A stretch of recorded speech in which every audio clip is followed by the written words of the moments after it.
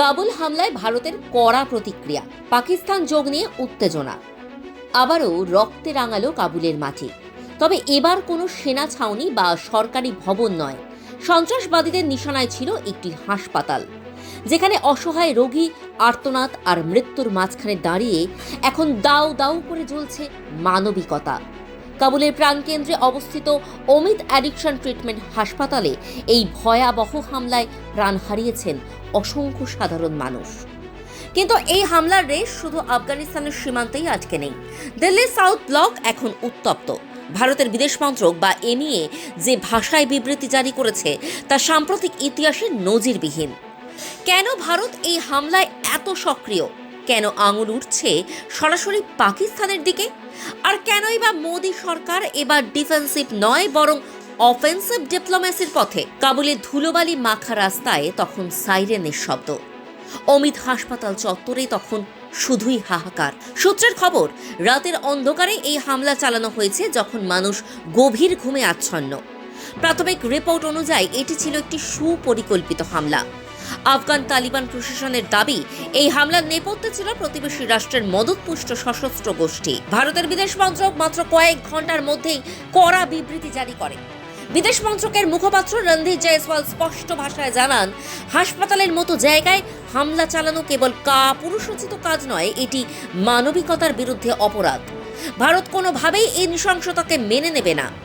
কিন্তু ভারতের এই কড়া প্রতিক্রিয়ার নেপথ্যে রয়েছে এক গভীর ভূ রাজনৈতিক প্রেক্ষাপট। গত কয়েক বছরে ভারত আফগানিস্তানে তার টেকনিক্যাল মিশন পরিচালনা করছে। কাবুলের এই হাসপাতালগুলিতে ভারত জীবনদায়ী ওষুধ, এমআরআই এবং সিটি স্ক্যান মেশিন সরবরাহ করেছে। অর্থাৎ এই হামলা পরোক্ষভাবে ভারতের মানবিক সহযোগিতার ওপরও আঘাত হেনেছে। এখন প্রশ্ন উঠছে, এই হামলার মাস্টার মাইন্ড কে?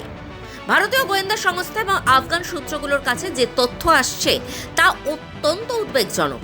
অভিযোগের তীর সরাসরি পাকিস্তান ভিত্তিক লস্কর-ই তৈবা এবং জৈশ-ই মোহাম্মদের দিকে, যারা এখন আফগান সীমান্ত এলাকায় নতুন ডেরা তৈরি করেছে। বিগত কয়েক মাসে পাকিস্তান ও আফগানিস্তানের সম্পর্কের অবনতি হয়েছে চরম পর্যায়ে। ডুরান্ট লাইন নিয়ে বিরোধ আর টিটিপি ইস্যুতে পাকিস্তান এখন কোণঠাসা। ঠিক এই সময়েই কাবুলের হাসপাতালে এই হামলা ভারতের জন্য রেড অ্যালার্ট। কেন?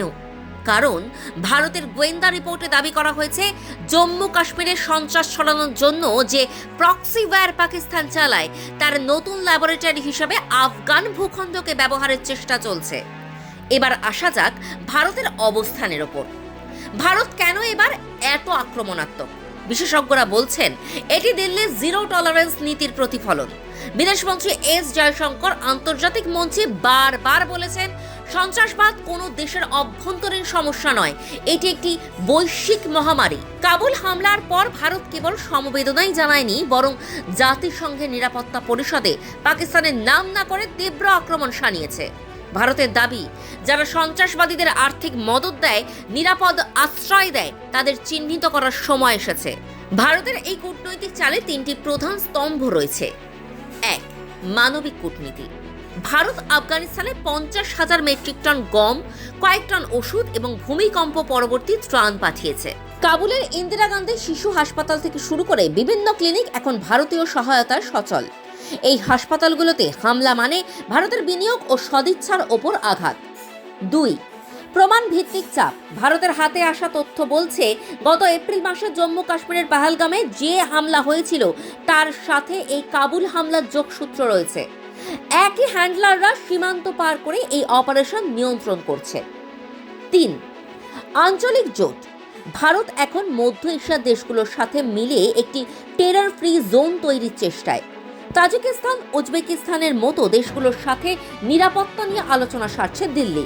অন্যদিকে ইসলামাবাদ এখন গভীর সংকটে। একদিকে আর্থিক দেউলিয়াপনা, অন্যদিকে তালেবান প্রশাসনের সাথে সরাসরি যুদ্ধ পরিস্থিতি। 2023-24 সাল থেকেই পাকিস্তান আফগানিস্তানে একাধিক এয়ার স্ট্রাইক চালিয়েছে, যার ফলে সাধারণ মানুষের মৃত্যু হয়েছে। ভারত আন্তর্জাতিক মহলে এই বিষয়টি তুলে ধরছে যে পাকিস্তান নিজেই এখন দক্ষিণ এশিয়ার নিরাপত্তার জন্য বড় হুমকি হয়ে দাঁড়িয়েছে।